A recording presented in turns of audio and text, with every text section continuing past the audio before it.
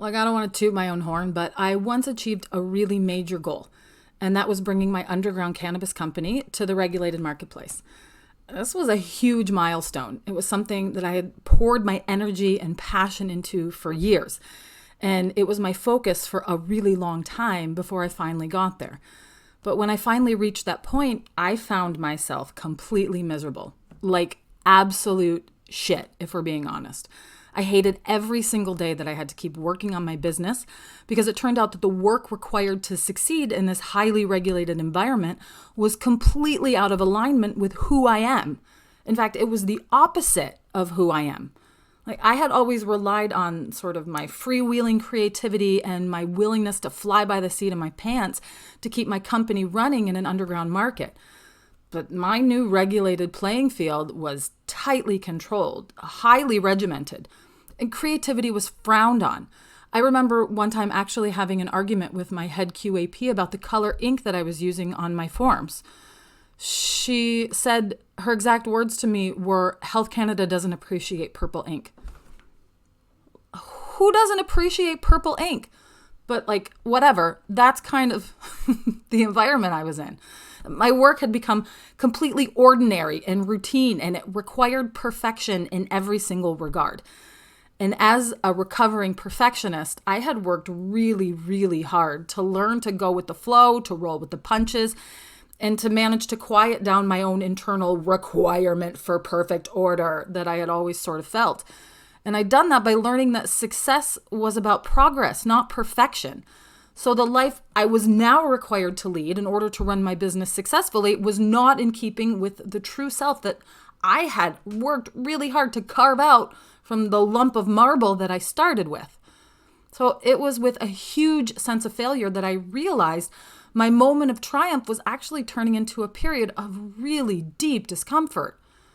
It took me many months from that point to learn this powerful truth. Sometimes we achieve our goals only to discover they aren't what we really wanted. This realization did feel, and it can feel like a giant setback, but it's actually an opportunity to reassess and realign and grow. So that's what I did. I reassessed, I realigned, and I grew. And out of my struggle came something an octave higher than where I'd been playing before. It was a sense of satisfaction and fulfillment. So here's my step-by-step framework for finding peace and purpose in the midst of misalignment. Step 1, understand your misalignment. Feeling unhappy or disappointed after reaching a goal might seem counterintuitive, but it can actually be a really loud signal that something isn't right. And when you find yourself in this place, in a space of feeling exceptionally shitty, it's not a failure. It's an invitation to look closer at why you feel this way. Misalignment is an opportunity to recognize what's no longer serving you and then let it go. By doing that, you make space for something new, something that's better aligned with your true self. Like, in the same way that you feel pain in your finger after you burn yourself on the stove, pain's a signal that something isn't right? Feeling bad is a sign that something in your life is crooked or broken or not working properly, and you've got to treat it before you're going to start to feel better. Putting aloe on your burned finger treats the source of the pain. Straightening out your misalignment treats the source of your discomfort. Feeling bad after reaching a goal can mean that maybe the goal itself wasn't the right one for you. Or it can mean that the way you went about achieving it wasn't the right way for you. Or it can mean that who you are as a person is no longer aligned with the outcome that you were once striving for. Things change. People change. When you uncover why you're feeling bad, you discover the source of your disconnection with your true self. And that's when you can start to do something about it. Step 2, let go or be dragged. Listen, growth most often shows up in discomfort, right? In fact, it almost never happens inside your comfort zone. You don't grow by doing the exact same things you've always done. That's called languishing, right? That's stagnation. And it leads to atrophy and death. Not to be too dramatic about it, but honestly, like, if you're not growing, you're dying. And it's easy to feel like a victim when things don't go as planned. Or take the longer route to victimhood and then blame ourselves for our shortcomings, which ultimately makes us a victim too, because we stop being able to do something about it. We say things to ourselves like, oh my God, how did I get here? I'm so shallow and silly and stupid. Like I should have seen this coming all along. Or I should have known that things would change because I'm so fickle. Or I should have known myself better. I never would have ended up in this terrible position. Or I'll never feel happy, or I'll never feel successful. But holding on to these negative emotions like regret or frustration, they don't do anybody any good. It just holds you back, keeps you trapped in a place of pain instead of pushing you forward into a place of growth. It also doesn't serve us to try and avoid these negative emotions, right? The other end of the spectrum, you can either wallow in them and hold on to them and make them part of your identity, or sometimes we shove them down inside and go, oh, I'm not really feeling this emotion. Like this isn't a real thing, right?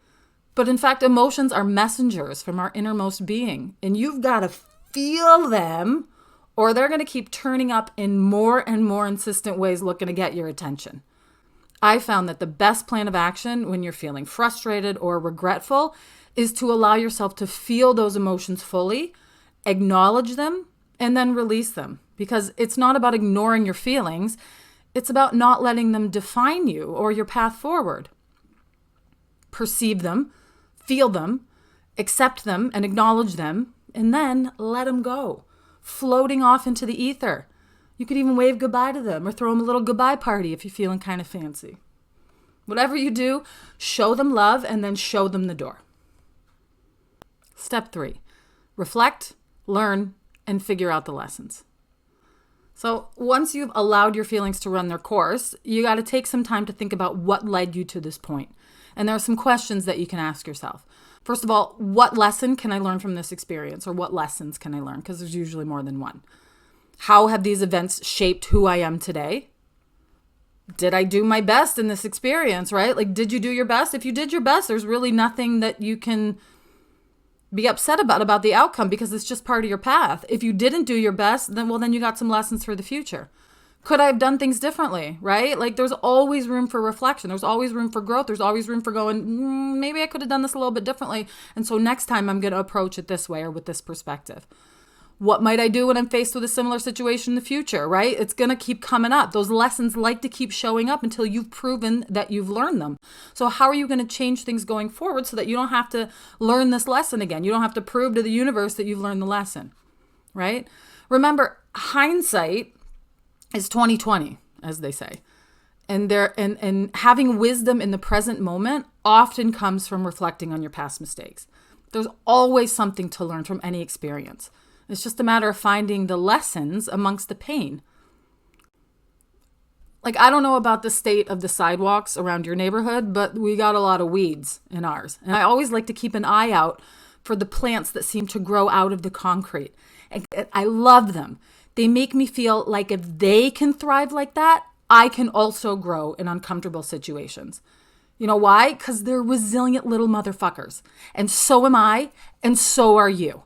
No matter how many times we get knocked down, we can always take the L as a chance to recover, reflect, and grow. So a couple good methods that I like to use for working through this step are journaling or meditation. Something that helps you get in touch with yourself will also help you uncover valuable insights and figure out what this experience is teaching you. You can also use intuition accessing tools like tarot or oracle cards. Those are super powerful tools as well. But, trust yourself with regards to what you're drawn to, because not every tool is for every person. Some things resonate with some people and don't resonate with other people. So trust yourself.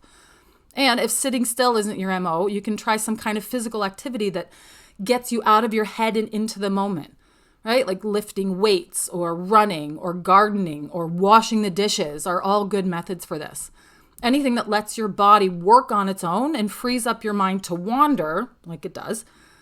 If you engage in these activities with intention, don't be surprised when the insights start coming through, when you start getting downloads and go, oh my God, I never thought about it in this way.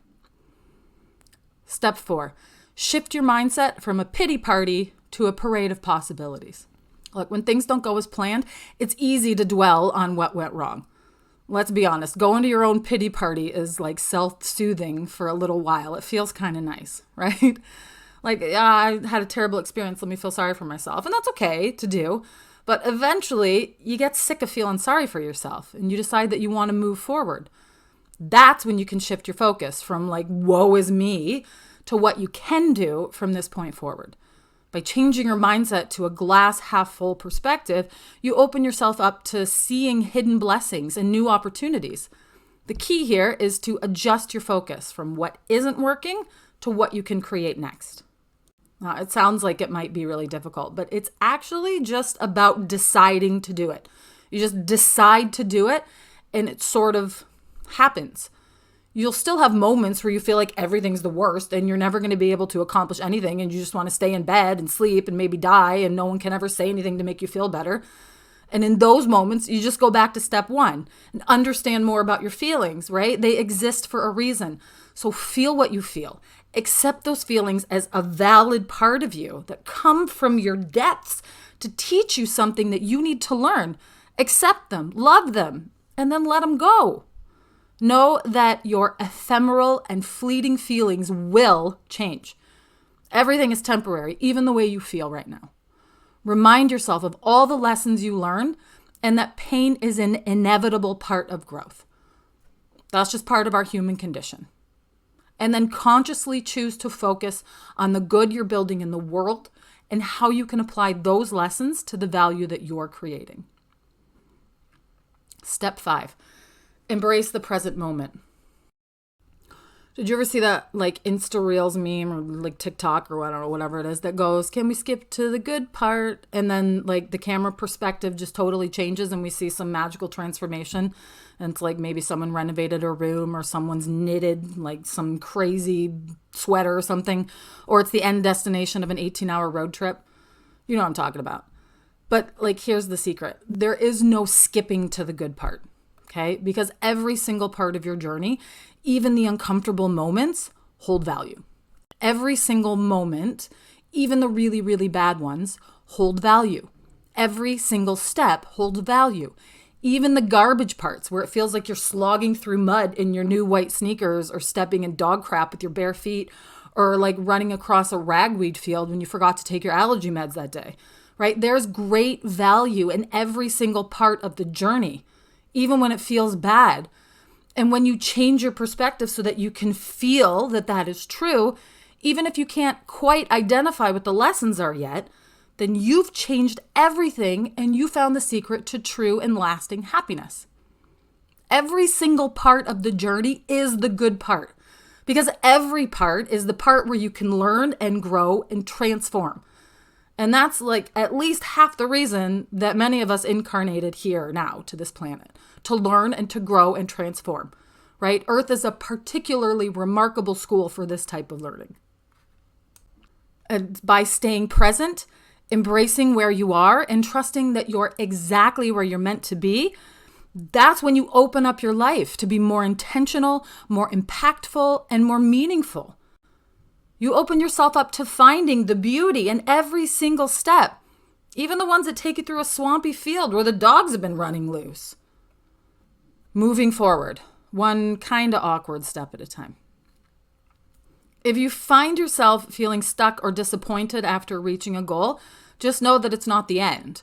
It's a chance to realign with what truly matters to you. Take stock of what you've learned, right? Forgive yourself for any perceived shortcomings and keep moving forward. Trust that your journey is unfolding exactly as it should, right? And you might not, and you probably don't know what the next step looks like, but you can take the one that feels aligned with where you are right now. I hope these insights helped you. If they were valuable, tell me in the comments if they were valuable, and if they weren't, tell me why. Let's stay connected on this journey of growth and learning that we're all engaged in. Me, you, everyone. Whether or not we know it and acknowledge it and admit it, we're all on a journey of growth and learning. We're here trying to be better. We're here trying to be us, our best selves. So let's stay on the journey together.